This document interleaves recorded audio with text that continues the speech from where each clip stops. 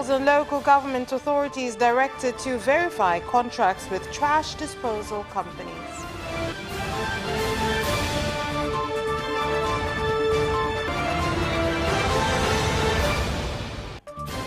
And in sports news, Mbeya City striker Paul Nonga to play his last game against Yanga.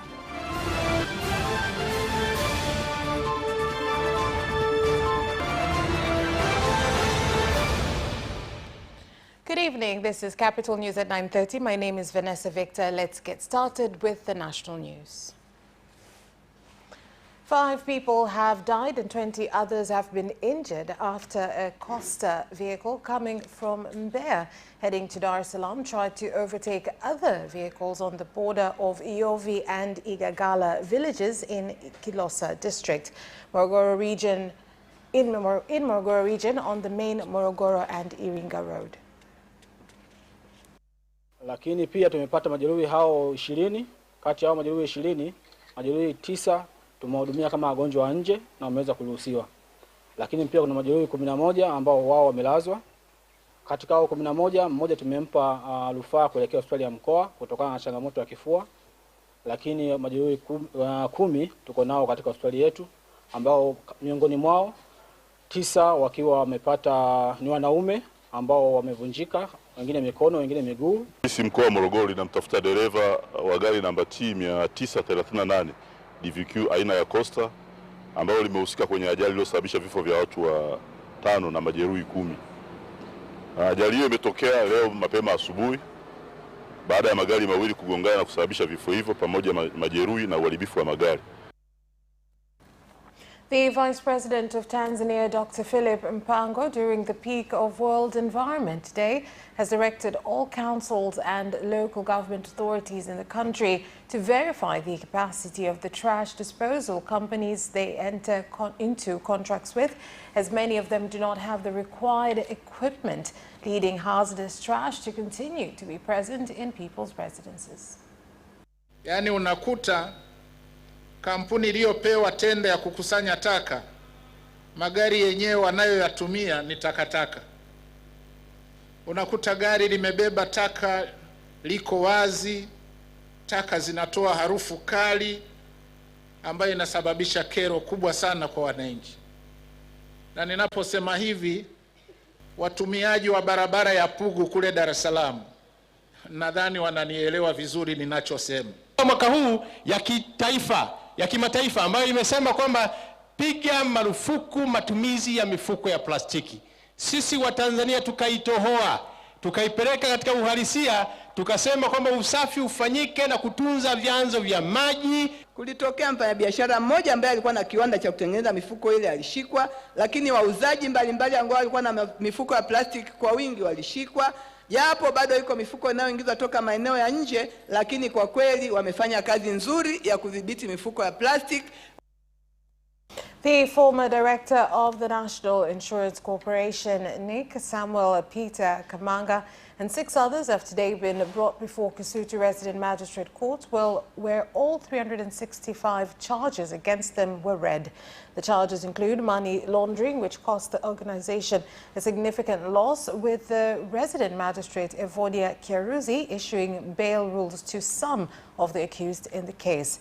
The case has continued with prosecutors from the Prevention and Combating of Corruption Bureau, PCCB, Veronica Chimwanda and Ipiana Wakatobe, as well as State Prosecutor Monica Ndekidemi, reading the remaining 264 charges the accused are facing. The defense in the case asked the state to speed up the investigation so that the accused can know the fate of their case. And some of the charges which the accused face include leading a criminal gang, illegally taking 1.8 billion shillings which belonged to Nick, poor use of authority and bribery. Other accused in the case include the former chief accountant of the corporation, Tabu Kingu, as well as accountants Lisubilo Sambu, Peter Nzunda, Kinan Mpalanguro, Mforo Gereja, and Victor Mleleo. The case has been adjourned to June 19th, where it will come up for another mention. And some members of Parliament have called on the Ministry of Natural Resources and Tourism to ensure they find a solution to the conflict between communities living close to reserves, as well as to change the rules of compensation to people attacked, as they currently show that animals are more important than humans. Sasa hivi kwenye chumi ya kitaifa kuna changamoto kubwa za fedha za kigeni, na Tanzania pia tuna changamoto hiyo, ikiwemo upatikanaji wa dola. Lakini Mheshimiwa Mwenyekiti, serikali ikiweza kutilia mkazo kwenye sekta hii ya utalii, sekta hii ni muhimu sana na itaweza kutatua changamoto hii kwa kiasi kikubwa. Eneo ambalo lazima waziri ufanye maboresho makubwa kwenye hizi kanuni. Mtu akipata majeraha ambaye anaweza akatibiwa akapona, anatakiwa alipwe Laki2. Ikitokea mtu huyu ameuawa, analipwa milioni 1. Leo tunataka kufananisha thamani ya mwanadamu na shilingi milioni 1. Mheshimiwa Waziri, tunayo migogoro kule mkoa wa Mara. Hifadhi ya Serengeti 75% ipo katika mkoa wa Mara. Maana yake ni kwamba ni vizuri ukae vizuri na watu hawa ili uweze kutatua. Mnapoenda kujadili migogoro ya hifadhi, msione wanyama ni bora kuliko watu. And a fire has burnt down 3 dormitories and various properties belonging to students at Compassion Secondary School, which is owned by the Catholic Diocese of Ifakara in Kilabera District Council, Morogoro region. The source of the fire is yet to be determined. Hasara iliyopatikana hapa ni vyombo vya wanafunzi ambao wenyewe wako likizo, vimeungua moto vyote kwenye mabweni ambayo yalitokea. Na vile vile kwenye ofisi ya mkuu wa shule vifaa pamoja na documents zote za kazi zimeteketea kwa moto, ambapo mkuu wa mkoa amesema kwamba atatoa ushirikiano kuweza kuwapatia vifaa vile vitendea kazi vile kuhusu usafiri. Lakini athari na gharama za athari hiyo ya moto mpaka sasa hivi bado tunaendelea kufanya tathmini kwa ni kiasi gani ambacho gharama imepatikana kulingana na. Kwanza tunapenda kumshukuru Mwenyezi Mungu kwa tukio hili, lakini basi katika ajali hii tunamshukuru Mungu kwamba hakuna uhai uliopotea, zaidi ya vitu tu ambavyo vinaweza kutafutwa. Pia tunashukuru serikali ya Tanzania ambayo inaongozwa na mama yetu Samia Suluhu Hassan kwa watendaji wake ambao wametupatia. Na katika hilo nimetoa maelekezo kwamba moja, majengo mapya lazima yapate ushauri wa idara ya zimamoto na uokoaji moja. La pili, tuangalie majengo kama tunavyotengeneza kwenye michoro tunapata kwenye mabweni ya Wizara ya Elimu, ambayo najua kwamba yale mabweni yetu ya serikali tunapoyajenga tunakuwa na maeneo ya kutokea kama 4 hivi. Katikati mawili, moja linatokea chooni, moja linatokea huku nyuma kule upande ule mwisho na huku mwisho. Na hiyo yote inatengenezwa tukijua kwamba wakati wa ajali kama hivyo. And the Regional Commissioner of Mwanza, Amos Makales, directed the District Commissioner of Sengerema to take action against religious leaders that caused the deaths of 2 children and almost caused the death of 13 others after preventing the parents of the children who had measles from taking them to the hospital for treatment. Hapa Buchosa nimepata taarifa kulitokea vifo vya watoto 2. Wale watoto wazazi wao wako kwenye kanisa fulani, na hilo kanisa aliamini watu kwenda hospitali. Sasa vikatokea vifo vya watoto 2, lakini wagundukana ni surua. Hii mila potovu kwa sasa kwa viongozi wa dini wengine na watu wengine, sasa hayo waganga ambao wanatumia ramli chonganishi. Mimi kama diwani na diwani wenzangu tutahakikisha kwamba tunapita kwa wananchi hata kwenye vikao kuelimisha jamii waepukane kabisa na mila potovu, kwa sababu mila potovu hii kwanza inaleta mauaji. Baadhi ya viongozi wenzetu wa dini wamekuwa na mafundisho kwamba mtoto huyu anapougua asipelekwe hospitalini, ya kwamba atafanywa maombi na aweze kupona. Kiukweli ni kwamba haya sio maagizo sahihi ya Mungu. Kwa hiyo sio sahihi kama viongozi wa dini kumwambia kwamba huyu muumini anapopatwa na maradhi yeye mwenyewe. The Minister of State in the President's Office for Regional Administration and Local Government, Angela Kairuki, has said that out of 171,916 job applicants, 1,169 introduced themselves as disabled. But further investigation has determined that over 419 of the applicants have no disability, with a warning issued to new employees who take subsistence allowance and later do not report to their designated work centers. 1169 walipitia dirisha la wenye mahitaji maalum, na baadhi ya waombaji wametumia vibaya fursa hii au dirisha hili kwa kufanya udanganyifu. Kwa mfano, maombi 64 ya waombaji ambao walibainisha kuwa ni watu wenye ulemavu wa ngozi. Waombaji 24 walibainika kuwa na ulemavu wa ngozi. Hata hivyo, waombaji 40 hawakuwa na ulemavu huo, hivyo walidanganya. Na hii ni sawa na 62.5%. Kwa ujumla, kati ya waombaji 1169 wenye mahitaji maalum, zaidi ya waombaji 419 hawakuwa na ulemavu wa aina yoyote, ikiwa ni zaidi ya 35%. Hata hivyo, kwa majina pia mengine ambayo leo hii tutayatangaza, bado pia tutaendelea kufanya pia ufuatiliaji wa karibu tena, pamoja na kwamba chujio la kwanza limeshapita.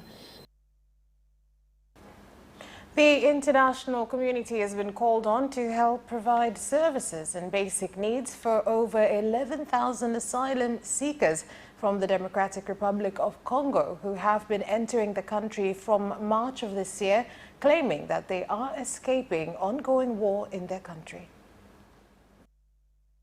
Sasa hili kundi kubwa ambalo lipo kambini tunakabiliwa kidogo na changamoto za vifaa vya kuwahudumia, kuwapeleka kwenye zoni kule ambako wanatakiwa wakaishi. Imekuwa ni ngumu kwa sababu tumeishiwa maturubai. Alafu vifaa kama vya kupikia, kitchen sets, hazipo. Hali ambayo tunaona kama changamoto kwetu sisi wakimbizi, ambayo kinatufanya tuwe kama tunachelewa kidogo, na tunakuwa naona kama fomu tunachelewa kupewa fomu. Na isitoshe, kama mimi niliyefika hapa tayari nimeeleza mwezi mmoja. We tried with the resources, the few resources on obtaining these resources. It's a process.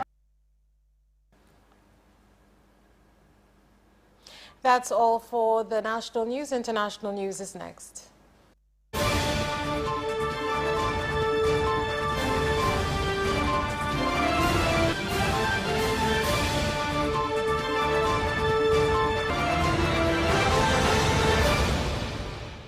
In international news, the President of Uganda, Yoweri Museveni, has said that the Uganda People's Defense Forces, UPDF, has recaptured Bulo Marir town from Al-Shabaab fighters. The statement comes a few days after 54 UPDF soldiers were killed by Al-Shabaab fighters. Abandoned by these stupid people. Now, the terrorists had sort of, I think they were a bit surprised by their success. They tried again another place called Barawe, but they were hit badly and they fled, they ran away. Now, the problem, as I told you, like this Oluka man was in the army shop. You can imagine army shop.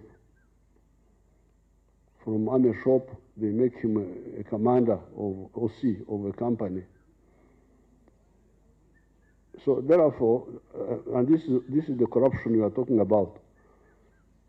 You young people, you have got a very good opportunity to learn the best practices of the NRA.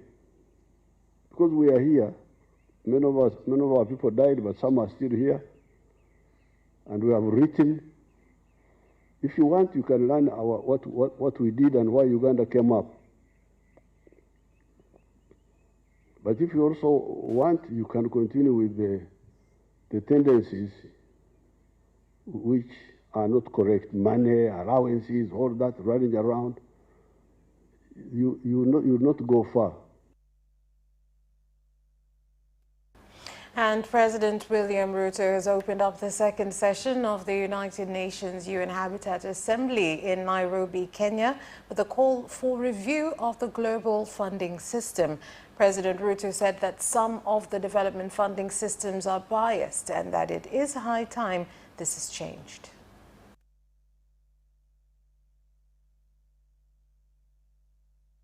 In addition to normal migration to urban areas, millions of people displaced by the recent social, economic, and political upheavals joined the poor, vulnerable, underserved, and marginal segments of our urban populations.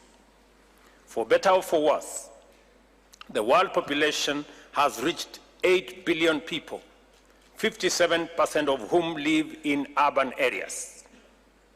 These numbers are expected to increase steadily in the coming years, but urban populations are projected to rise even faster. In the global south, the rates will be even more pronounced, whilst in Africa, where the median age is 19, urban populations will be very youthful, presenting a novel set of challenges and opportunities for national economic and urban planning and general development. At this second assembly, we are coming together at a time when the world is facing multiple and interrelated crises. In February 2020, the world was in lockdown because of COVID-19. The socio-economic fallout has intensified inequalities and fueled conflicts in every region of the world. All is happening when humanity is facing a triple planetary crisis involving climate change, pollution, and biodiversity loss. 5 commissioners of the National Commission of Human Rights and 16 members of the Court of Audits have been sworn in Burundi in the presence of the President, the National Assembly, and the Senate. The commissioners are elected to serve a 4-year period with the National Commission of Human Rights, while the magistrates of the Court of Audits are appointed by the President. Devant le Président de la République, loi en vigueur. Moi, Généreuse Kiago, présidente de la Cour des comptes, la dignité que ses fonctions imposent. That's all for the international news. Business News is up next.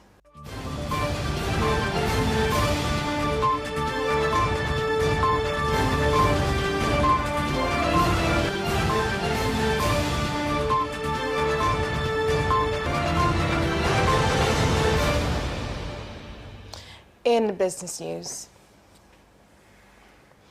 Tanzania Revenue Authority TRA has called on traders to register their tax identification numbers, TIN numbers, so that they can be identified by the authority as taxpayers, and for traders with more than one business to get a branch TIN number.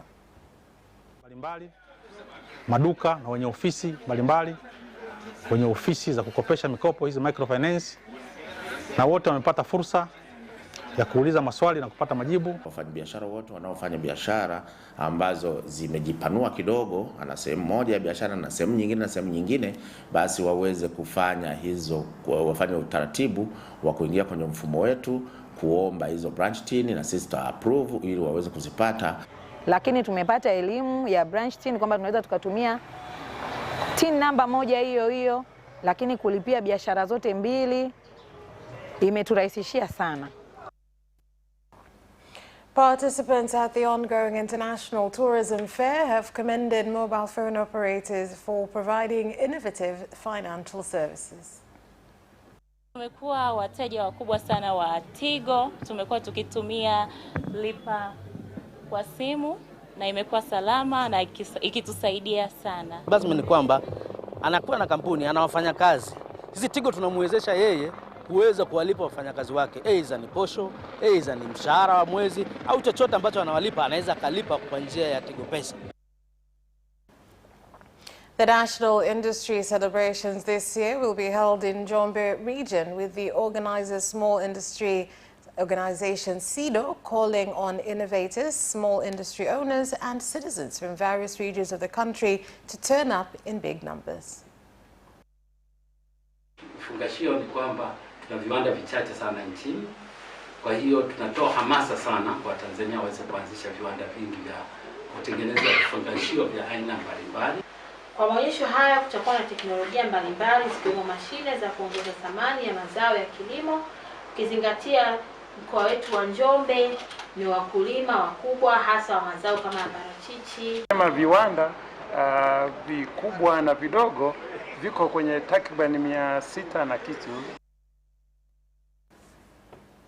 That is all for business news. Sports is next.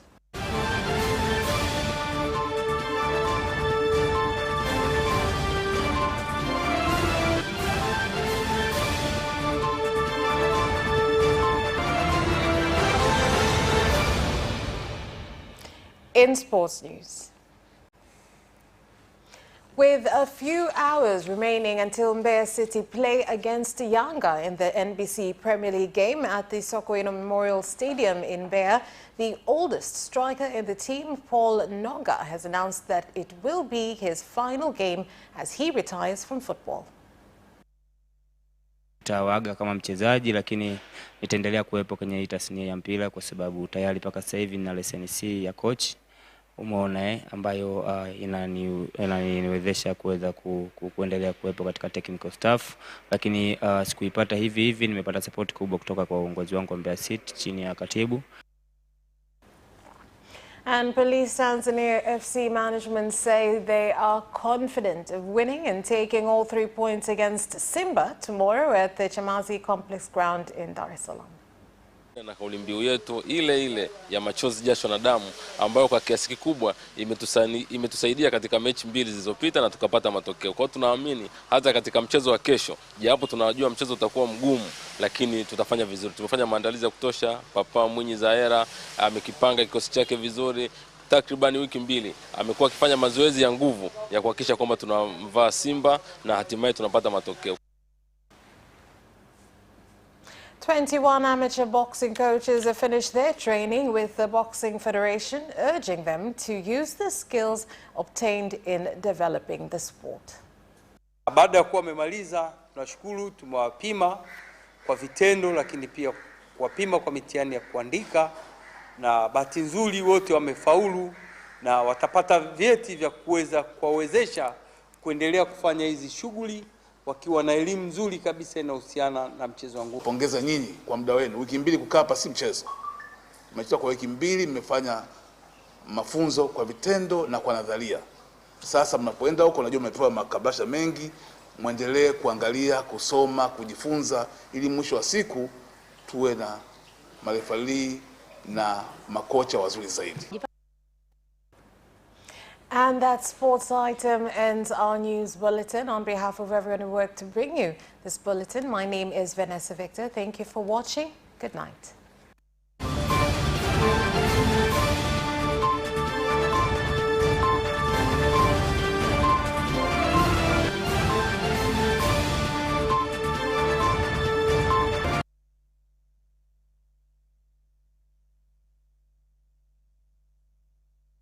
Watch Capital News at 9:30 and get updated on what is happening in Tanzania and around the world on political, social, and economic issues and events, without forgetting business and sports news. You can get it all right here on Capital News at 9:30 from Monday to Friday on Zuku Channel 067.